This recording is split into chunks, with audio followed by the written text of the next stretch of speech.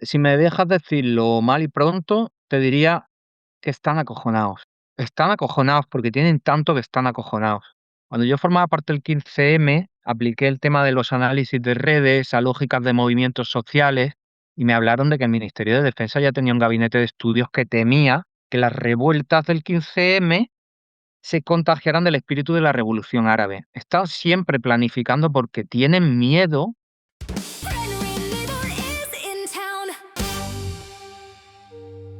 También puede ser frustrante para el ciudadano que vota a la izquierda darse cuenta de que cuando la izquierda gobierna, pues no tiene tanta capacidad de intervenir en las cosas como prometía, como creía, o no sé si como vendía, pero también frustra un poco ver que determinados políticos alcancen puestos como, ponías el ejemplo de Garzón, que nunca acabamos de ver como un ministro realmente de protección de los consumidores. Pocas veces le oímos hablar de los fraudes de Telefónica o de Ryanair, y en cambio tenía un discurso más a otro nivel, ¿no? Sí, Cosa que pero sí le vemos a... fíjate que el truco está en que yo te doy a ti el Ministerio de Consumo.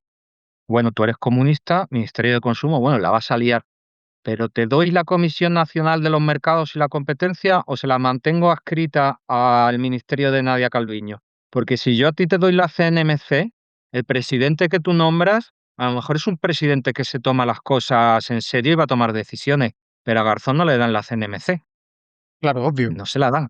Sí, a ver, si yo parto de la tesis de que el Ministerio de Consumo era nada, tú dices, partía de una dirección general, lo que ocurre es que la gente que creemos en que la protección de los consumidores puede ser una política capital, partimos de que con esa cosita tan pequeña se pueden hacer cosas muy potentes, como, por ejemplo, algo para lo que sí tenía competencia Garzón, que es llevar a los tribunales a una multinacional por cometer un fraude masivo, llevar a los tribunales a un banco, a una gran teleco, a una gran energética, y no lo hizo. No quiso aprovechar ese poder que tenía, que es tan básico como poner una demanda judicial que podemos interponer tú o yo, pero que no es lo mismo que la interponga un ministerio con el discurso político que trasciende de eso. Y Garzón no sé si no se acabó de creer o no se acabó de enterar de qué consistía ser ministro de Consumo, y en cambio ahora tenemos a Agustín Duy, que yo creo que con sus muchísimos errores, que los está cometiendo también, está siendo un ministro de consumo de verdad, está siendo un ministro de protección al consumidor que está señalando empresas con el dedo y está diciendo una y otra vez no vamos a tolerar estos fraudes a los consumidores, vamos a emprender acciones. Parte es herencia de Garzón, porque fue el equipo de Garzón el que impulsó el cambio legal que ahora permite a ese ministerio poner multas. Sin Garzón nada hubiera sido posible, o sin su equipo. Pero lo cierto es que este ministro tiene más discurso, y es el discurso que yo me esperaba en su momento por parte de Garzón, el discurso contra fraudes empresariales que nunca le vi, o prácticamente nunca le vi, y a mí eso me provocó cierta decepción.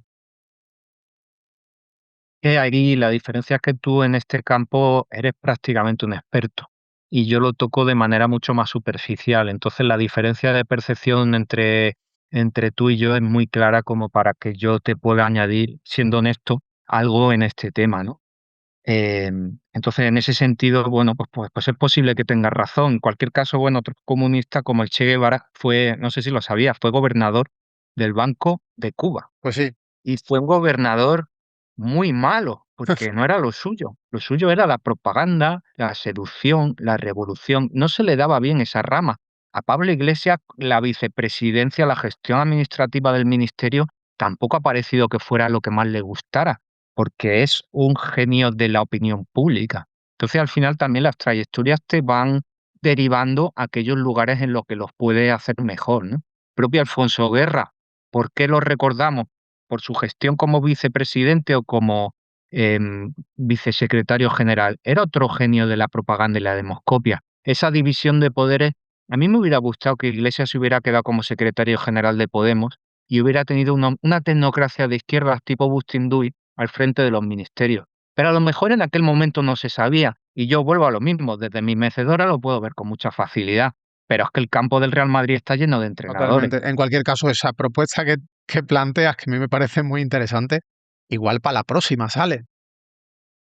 Yo creo que esa bicefalia, que mira ¿sabes quiénes la llevan mejor? Los del PNV. Y mira el tiempo que llevan. El PNV se organiza estupendamente, porque son muy viejos, porque tienen décadas de existencia y la bicefalia la saben llevar.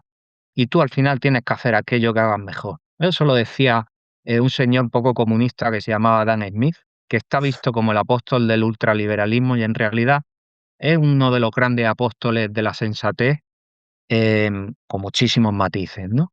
Y yo creo que esa bicefalia, tanto en el PSOE como en Podemos, yo creo que han caído en el error de González de manejar el partido y el gobierno al mismo tiempo. Yo creo que ponerse tanto trabajo encima, no sé si tiene sentido. Es un reto para el futuro. Bueno, ya veremos si hay segunda vez y nosotros lo vemos. Oye, si la fusión de élites es tan perfecta que siempre acaba absorbiendo o expulsando a la disidencia política, ¿tú crees que eso significa que la única batalla real y efectiva que le queda a la ciudadanía es la que damos desde el tejido de la sociedad civil, sindicalismo, los movimientos de defensa de los consumidores, totalmente al margen de las instituciones o fuera de las instituciones? Es que son institución. Es que cualquier cosa que hacemos en una institución, cualquier cosa que se repite, un círculo de mujeres que se reúne los lunes ya es una institución, porque tiene normas, porque tiene una periodicidad y una previsibilidad. No se debería despreciar como no institucional lo que cuesta mucho.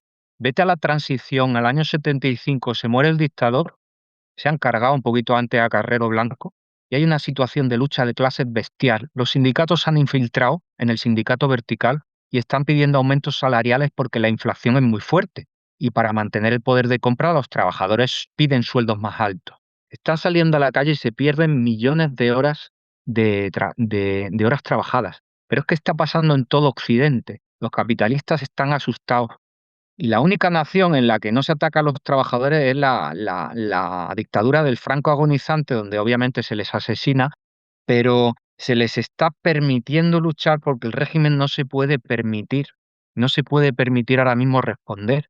No cierra las empresas que luego van a ser reconvertidas, se lo pasa todo a la democracia, porque la lucha sindical era muy potente, porque las congregaciones religiosas de base se habían infiltrado por todas partes. El propio padre Llanos, que venía de la Falange, aparece fotografiado levantando el puño con el Partido Comunista. Las feministas están luchando por fue una etapa apasionante de asociaciones de vecinos y colectivos de todo tipo en un periodo que no era como este, pero era un periodo en el que te podían matar con un pelotazo de goma mal dado. Entonces, si la gente fue tan valiente entonces, la gente ahora puede ser igual o más valiente. Entonces, esa sociedad civil que llamamos no institucional, es totalmente institucional y lo digo para bien, porque son organizaciones que son fundamentales para que haya cambio y probablemente para que tuviéramos una constitución democrática. Pero cuando se duerme, entonces sí que nuestros políticos tienen más facilidad para recaer en esa especie de energía antrópica de yo me dejo guiar por mis técnicos y me preparo un buen retiro para el futuro. No, señor. Nosotros estamos aquí atentos, porque la atención es una de las claves de la civilización hoy día. Cuando perdemos la atención, estamos siendo seducidos. Nosotros estamos atentos para seguir exigiendo. No hace falta que montemos un partido político, pero estemos alerta, ¿no? Y yo creo que eso es una energía que tenemos que mantener.